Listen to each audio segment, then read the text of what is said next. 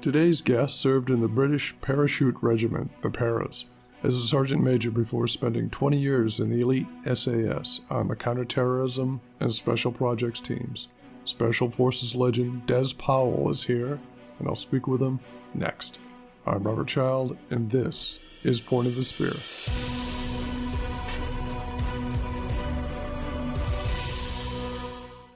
His book is called SAS Bravo Three Zero, The Gripping True Story. And author and UK Special Forces veteran Des Powell joins us now. Des, welcome to the show. We're honored, sir. Rob, thank you very much for having me today. What's it like over there where you are? Oh, it's beautiful. Beautiful sunny day. Morning, actually. Yeah, got you. Afternoon. Yeah, got you. It's just after 3 o'clock in the afternoon here, and we've been having some good weather. In fact, we've just had a record hottest day on record. I think it was 41 degrees. I believe that's the hottest day that we've ever had on record. What did you do with that? Did you stay inside? As you can appreciate, over here in UK, we're not used to that sort of weather. And so most people kept indoors, you know. Me being used to hot weather, being out, living a lot of years in the Middle East, I actually got out and did a bit of sunbathing. So there we go, Rob. There you go. Yeah. Well, before we get into the book, which I mentioned offline is, and I don't say this that often, is a true page turner, and I love it. But before we get into some of the questions on the book, I want to know a little bit about your military background and how you joined the SAS. Yes, when I first joined the British military, I joined the Parachute Regiment, and I served with the Paras for approximately 8.5 years. The Paras have a tough reputation. I think Paras around the world do. And I'm pointing that fact out is that it prepared me very well for when I went to the SAS. In fact, both the Paras and Marines in the British Armed Forces are classed as spearhead troops. So they tend to have a more robust, a more tougher type of training. I did 8.5 years in the Paras, really enjoyed it. It's a tough lifestyle. But as I said, that got me up and running and ready for the SAS.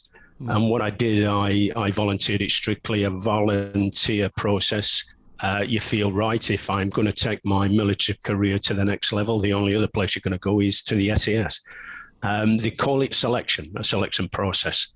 They do 2 a year. I volunteered. You have 2 attempts at selection. I failed the first one. I got injured. And I came back and did the second one. And then I was in the SAS then for a long time, almost 20 years. Wow. So the combined of being in the Paras and the combination of being in the SAS, I did over approximately 28 years. When I was in the SAS, you specialize in a lot of stuff. And one of the things that I did specialize in was high altitude free fall parachuting. And I was in air troop, which is within the SAS. And that's, they class that as an entry skill. That's entering into a volatile country not seen. And that's parachuting at 25,000 feet, approximately 5 miles up. Free fall is 2 minutes with equipment on oxygen. And I specialized in that for many, many years, really enjoyed it. And the regiment, with the reputation that we have, we get involved in all conflicts around the world. And the conflicts that people know about is Iraq, Afghanistan, Libya, down in Africa, Somalia, Sierra Leone, Latin America. So we get involved in a lot in the regiment. And then we have clandestine operations, which are the operations which are kind of secret and not talked about. That's a broad brush of my military career, if you like, 28 years. Amazing. And a follow-up to that is, what you say you didn't make the cut the first time. What is the washout rate? It must be very high of people that don't make the cut for both attempts. Yes, it is. It's Rob, it's over 90%. Wow. And so they do 2 selections a year, basically winter, summer. And it's a small regiment anyhow, Rob, and these know it's over 90%. So there's not very many people get through. And it doesn't matter how you fail. I failed in an injury, or whether you get ill, or whether they don't think you're good enough. It's a fail. You have to start it all over again.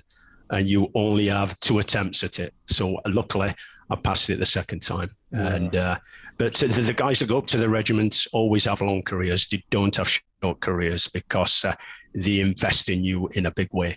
And yes, so it's. But I had a great time there, Rob. Really enjoyed it.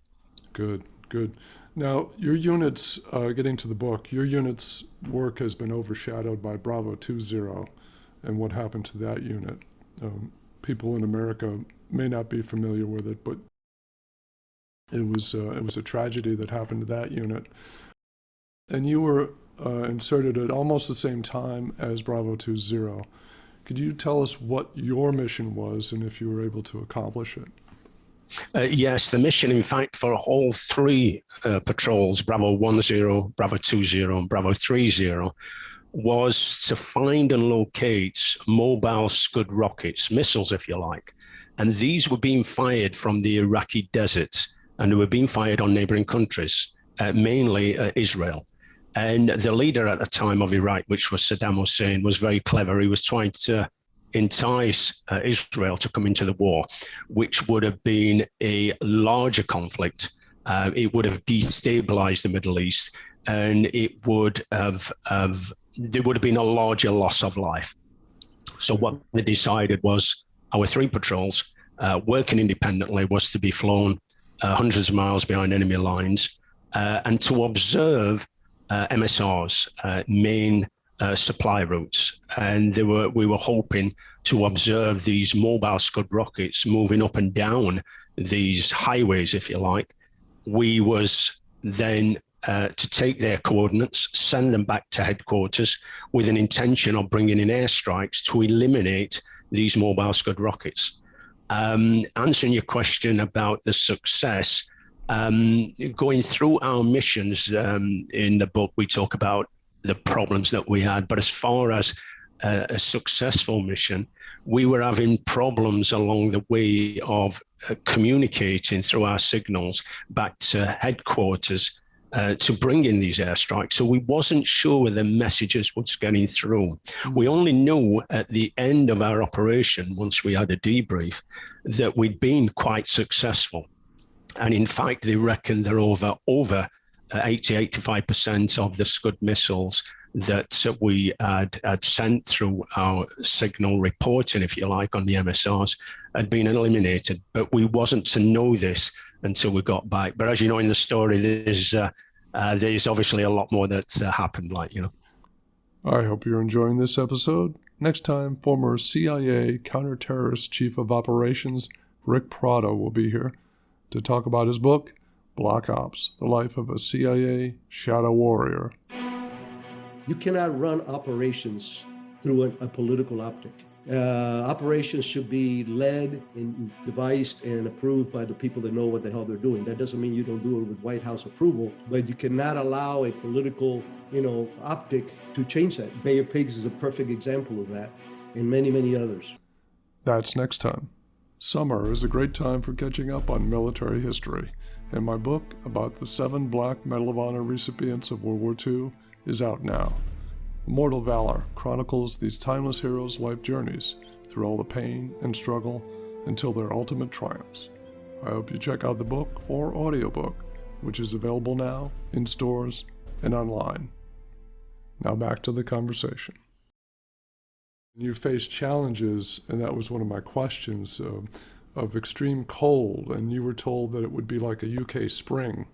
And it wasn't like that. And can you describe what happened to that? Because it was a real challenge dealing with the cold. Yes, as we can appreciate, you can't control the weather. But there was a lot of things that happened and that went wrong, as these things do in conflict. But one of the main ones that we were told out there is that the weather, yes, was going to be like a spring in UK. And it was actually the coldest weather that Iraq had ever experienced. In fact, it was that cold that it snowed and we had ice, and there were men from my regiment that actually died from exposure. There was lots of other things that happened as well. We had the wrong intelligence, wrong weapons, wrong ammunition, the wrong mapping. Our clothing that we had were from the Second World War. And yes, so there was a catalogue of events, but as the main thing that we found was that we were fighting the elements. We didn't have the cold weather equipment. It wasn't brought out with us from UK, just simply because we didn't think, or no one didn't think that in the desert that it was going to snow and or reach the coldest temperatures that they'd ever had on record. And guys simply died because the weather was too cold, Rob. Yeah, a real challenge. I don't think a lot of people realized that at the start of the Gulf War, of that extreme cold. Now you had I loved a line in the book. You said, "Let's get this done and get home for tea and medals." And I think that gives people an insight into the humor in your unit. Could you talk a little bit more about that? Yeah, we have a saying in the unit, and as you know, British humor, we're a little bit strange, Rob, aren't we? You know, we have this, we call it banter, you know, and it's taking the mickey out of each other, you know, and it's light-hearted, but and we have a saying which we said, let's get the job done. Let's get back and let's get to your medals. And this, it's a tongue-in-cheek sort of thing. But what it is, the humor itself, Rob, it releases tension. And it's a way when there's a lot of banter, when there's a lot of Mickey taking, you know, that, you know, we're showing that, you know, we're a little bit scared. You know, we're not scared to show that, you know, and we feel tense, and you can feel that the banter comes on more. And it's a way of controlling your fear, and it's a way of letting everyone know that you're actually feeling it a little bit, you know. And so we're not scared to do that. And in fact, just a little bit further on that is that in the book, there's a story that all soldiers wear, we call them dog tags, which are ID tags around our necks. And what it is, it has your name, it has your blood group on, it tells you what you're allergic to, et cetera, et cetera. So if you get injured, if you get shot, you know that, you know, if you're A positive, well, guess what? That's the blood transfusion you need. And I used to wear these dog tags around my neck, these ID discs. And whenever things got a little bit tense, when I knew that a situation was going to come up where I was feeling a little bit scared, I would grab these ID discs, these dog tags around my neck, and I would just focus myself, grab them. As you know, I tell the story in the book, and I would just say, right, Des, let's get the job done and let's get home, or let's get the job done and let's get home for tea and medals.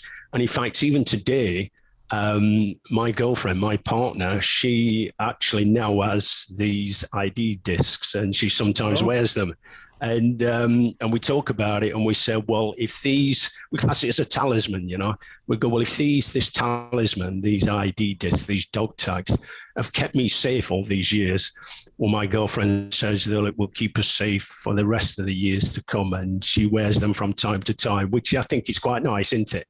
That is nice. Yeah. And instead of throwing them in a box and what have you, we're still using them today, and I like it that she wears them. And so, yes, answering your question, we use the banter to bring the tension down, to let everybody know that we're feeling it a little bit. And I think humor as a way of getting you through certain situations. And in UK, we are particularly good at the old humor, Rob, as you know. I've worked in London and England many times. I love it. You know, I totally get it, because I'm half English. I have my family's from England, so so I get it. But that leads me into building upon that, into my next question. You were training with the Delta Force one time, and they actually asked you about that ritual, or a soldier asked you about that, and you explained to him that was your ritual, and and building upon that, the SAS, what would you say is equivalent to the SAS in the American military? Would it be the Delta Force or the SEALs, or what do you think? I've worked with many special forces around the world, and Rob, there's many good units. We particularly work closely with the SEALs and with Delta. There's a story in the book that the SEALs, where I went to a SEAL team, because of what I explained earlier on, where we were short on ammunition and on weapons, on mapping and what have you. And actually the SEALs arguably saved the day. They gave me food and equipment, and they gave me a bit of a slagging at first, saying, what is it with your Brits? You come here with nothing at all, and then you come to us Yanks asking for all the equipment. So they give me a bit of a telling off at first. But what is good is that they helped me immensely, and they're a very professional unit. And yes, they are a particularly great unit. But I would say the equivalent of the SAS is Delta Force. And in fact, Delta is based on the SAS itself. Back in, I believe, in the middle 70s, 75, 76, there was a Colonel Charlie Beckworth, who actually came and served with the SAS for a few years. On returning back to his unit, he written a paper saying that I think we should have the equivalent of an SAS unit, and he explains the reasons why. Hence, Delta was formed, and we work very, very close with Delta, and they're a great bunch of guys, very, very professional. So I would say that the top tier one guys around the world, is those three: SAS, Delta, and the SEALs. And I've worked with all of them, and they're all Delta and the SEALs are very, very professional guys. And offline, you mentioned that you trained in the States at Fort Bragg as well. Yes, I've worked even when I was in the Paras at Fort Bragg with the 82nd Airborne.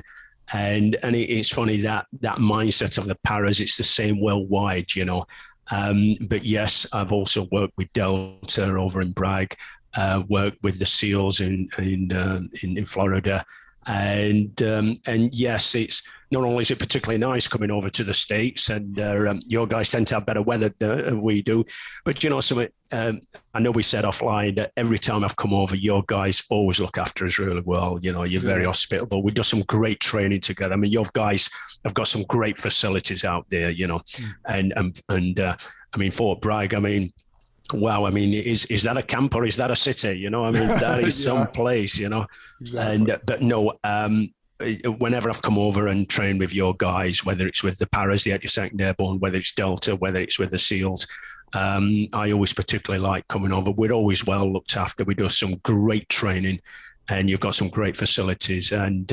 it's always well received. We really, really enjoy coming and training with your guys. That's great. That's great to hear. And you served, as you said, 28 years in the service, and you've retired now. What has your post-military career been like? How's the adjustment been?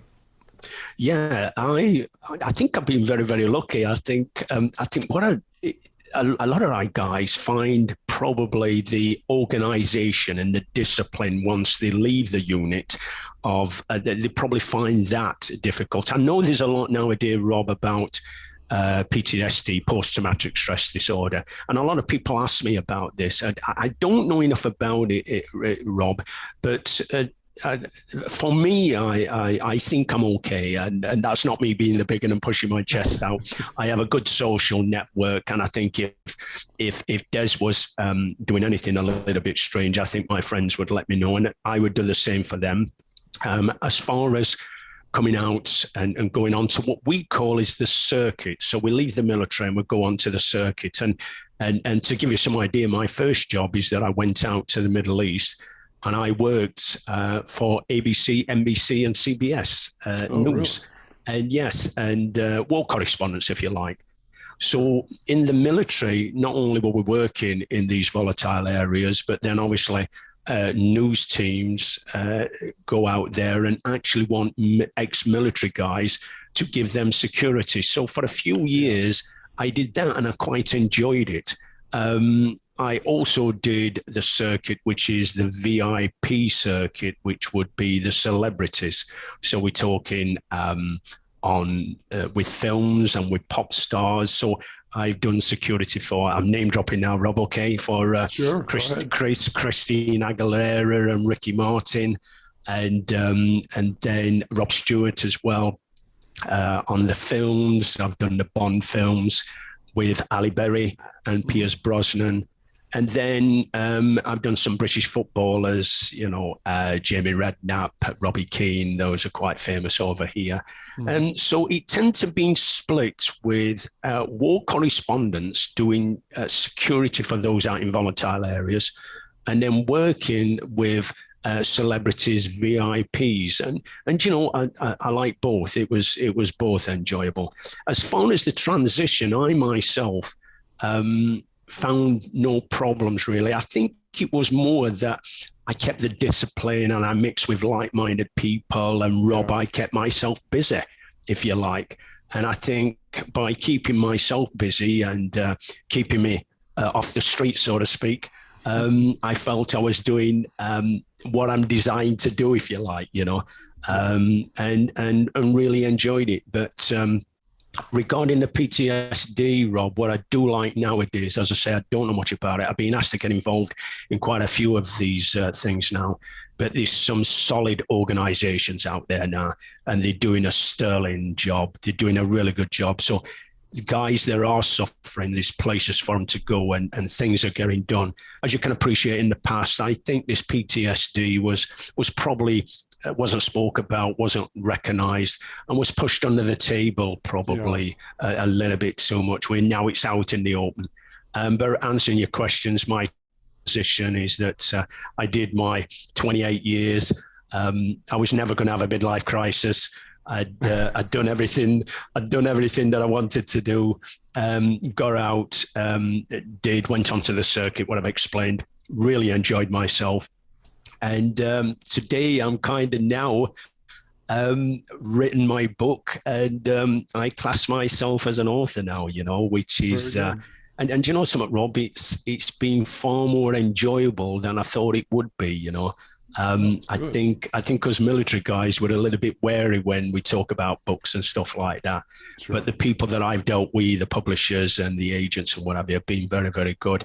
And we're really pleased about the book, especially now it's become a number one bestseller. It's Congratulations on that. Yeah, so we are really, really pleased on that. So that's what I tend to be doing nowadays, is dealing more in about the book and what comes from the book. Really, I'm doing talks around the country, getting involved in certain things, positive things, and they're talking possibly about another book next year. So we are pleased with that, Rob. So there we go. Good. Well, I urge everyone to pick it up at your earliest convenience. The book is called SAS Bravo 3 Zero, The Gripping True Story. And Des, thank you so much for coming on the show. This has been great. Rob, thank you very, very much. Very much appreciated. And please, my very best regards to your listeners. That's it for this episode. Thanks so much for joining me. Next time, former CIA counterterrorist chief of operations Rick Prado will be here to talk about his book, Black Ops, The Life of a CIA Shadow Warrior. You cannot run operations through a political optic. Operations should be led and devised and approved by the people that know what the hell they're doing. That doesn't mean you don't do it with White House approval, but you cannot allow a political, optic to change that. Bay of Pigs is a perfect example of that, and many, many others. That's next time. And if you like what you hear, leave a rating, a review, or just click the follow button. You can find me on Twitter @RobChild. I'm Robert Child, and this has been Point of the Spear. Music licensed from audioblocks.com. Point of the Spear is produced by RSC Media Group.